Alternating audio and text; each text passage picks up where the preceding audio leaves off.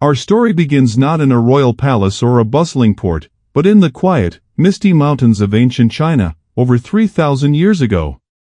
According to legend, the story of tea started with a single man and a serendipitous accident.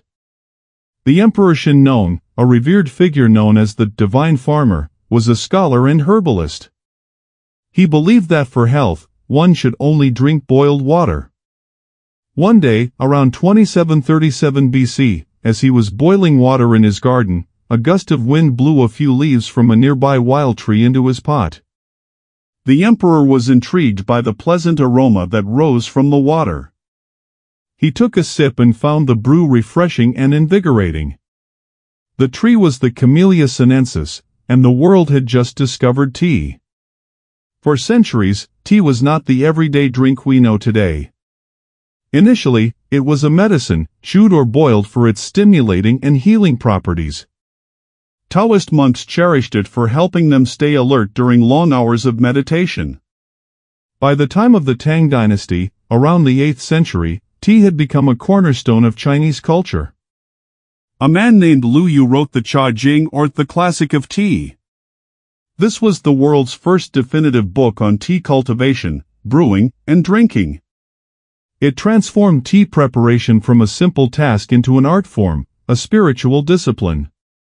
Tea was now a symbol of refinement, a subject for poetry, and a valuable commodity for trade along the Silk Road. It was in this era that tea first left China's borders, traveling to Japan, where it would evolve into the deeply spiritual shinoyu, or Japanese tea ceremony. For now, China held a complete monopoly.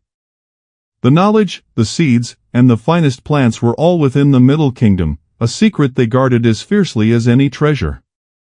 This simple leaf was already more than a drink. It was a source of cultural identity and economic power, setting the stage for a drama that would eventually engulf the entire world. For nearly 1,000 years, tea remained an Asian secret. It was the European age of exploration in the 16th and 17th centuries that finally bridged the gap. Portuguese missionaries and traders were the first Europeans to encounter tea in China and write about it. But it was the Dutch, through their powerful East India Company, who first shipped tea to Europe in significant quantities around 1610. Initially, it was an exotic curiosity, a luxury item for the very wealthy. It was praised by doctors as a miracle cure for everything from headaches to melancholy. But the true catalyst for tea's European domination was a royal marriage. When King Charles II of England married the Portuguese Princess Catherine de Braganza in 1662, she was a devoted tea drinker. She brought her tea chests to the English court and made the afternoon tea ritual fashionable among the aristocracy. Suddenly, to be sophisticated was to drink tea.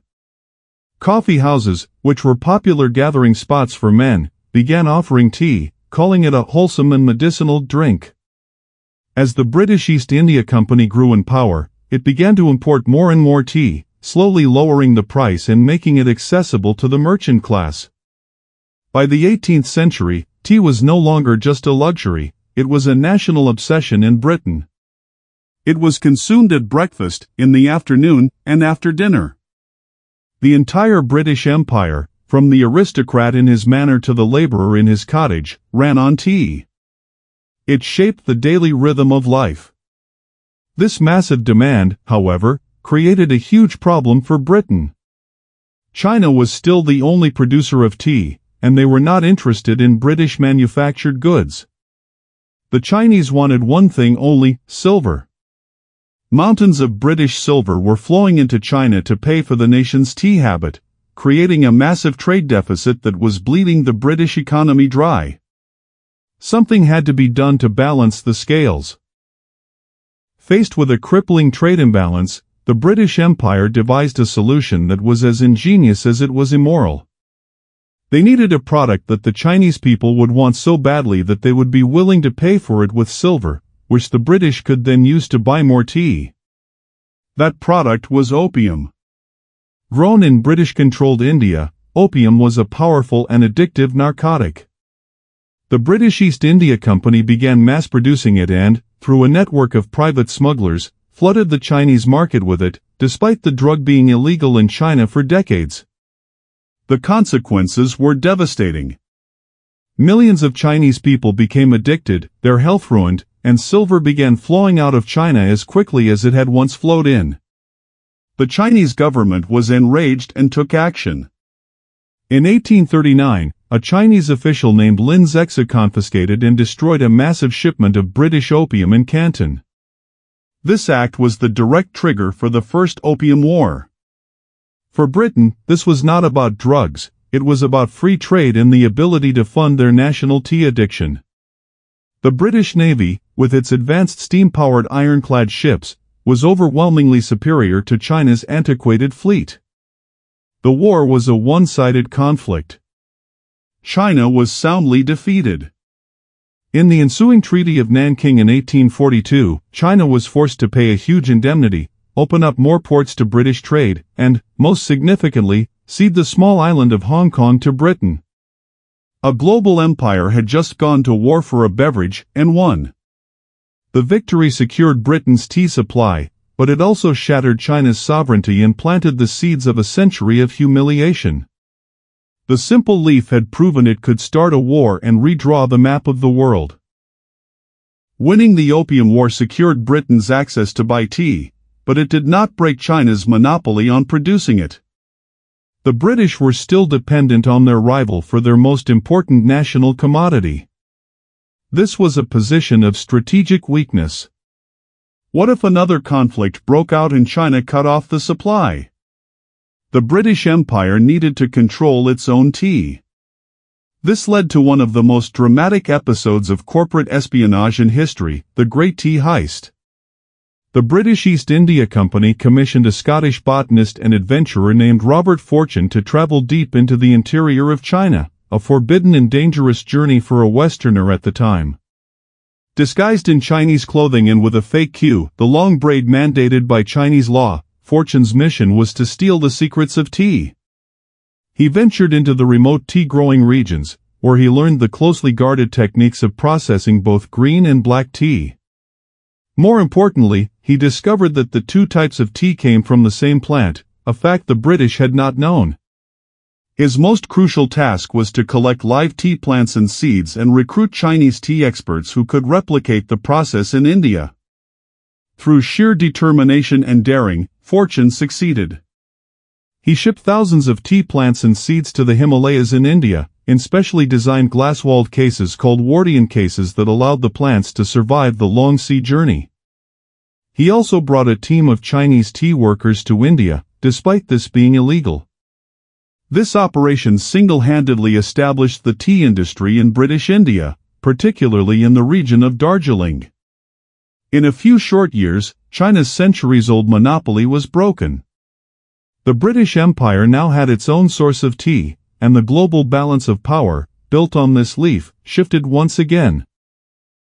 While Britain was securing its tea supply from the East, its actions regarding tea were sparking a revolution in the West. In the American colonies, tea was just as popular as it was in Britain. However, the British government, seeking to pay for the costs of the recent French and Indian War and to bail out the struggling East India Company, imposed a series of taxes on the colonies. One of these was the Townshend Acts, which included a tax on tea. The colonists were furious, not just about the cost, but about the principle. They had no representation in the British Parliament, leading to the famous cry, "No taxation without representation." In protest, the colonists began a widespread boycott of British tea, drinking smuggled Dutch tea instead. To save the East India Company, the British government passed the Tea Act of 1773. This act gave the company the right to ship tea directly to the colonies without paying taxes in Britain, allowing it to sell the tea cheaper than even the smuggled Dutch tea. The British government thought the colonists would gladly buy the cheaper tea and accept the tax. They were wrong. The colonists saw it as a sneaky trick to make them accept Britain's right to tax them. The tension came to a head on December 16, 1773. In Boston, a group of colonists, disguised as Mohawk Native Americans to hide their identities, boarded 3 British East India Company ships. They marched into the cargo holds, and over the course of 3 hours, they methodically dumped 342 chests of tea worth a fortune into Boston Harbor. This event, known as the Boston Tea Party, was a direct and shocking act of defiance. The British response was swift and harsh, passing a series of punitive laws the colonists called the Intolerable Acts. This cycle of protest and repression escalated tensions until, in 1775, the first shots of the American Revolutionary War were fired. A drink meant to symbolize civility and order had become the catalyst for rebellion and the birth of a new nation. Today, we enjoy a cup of tea without thinking about the wars, espionage, and economic struggles that brought it to us. It is a moment of peace, a break in the day, a comforting ritual. But the legacy of this history is all around us. The global tea industry, from the sprawling plantations of India and Sri Lanka to the tea bags on our supermarket shelves, is a direct result of the imperial rivalries of the past. The British obsession with tea shaped the modern world map, from the handover of Hong Kong in 1997, which finally closed a chapter opened by the Opium War, to the enduring economic structures in former colonies. The story of tea is the ultimate proof that the most profound forces of history are not always grand armies or political ideologies. Sometimes, they are the simple, human desires for a moment of comfort, a boost of energy, and a shared connection. A leaf, once brewed by an emperor in a garden, set sail on tall ships, sparked revolutions, and toppled empires. It connected the fates of farmers in the high mountains of China to merchants in London and revolutionaries in Boston.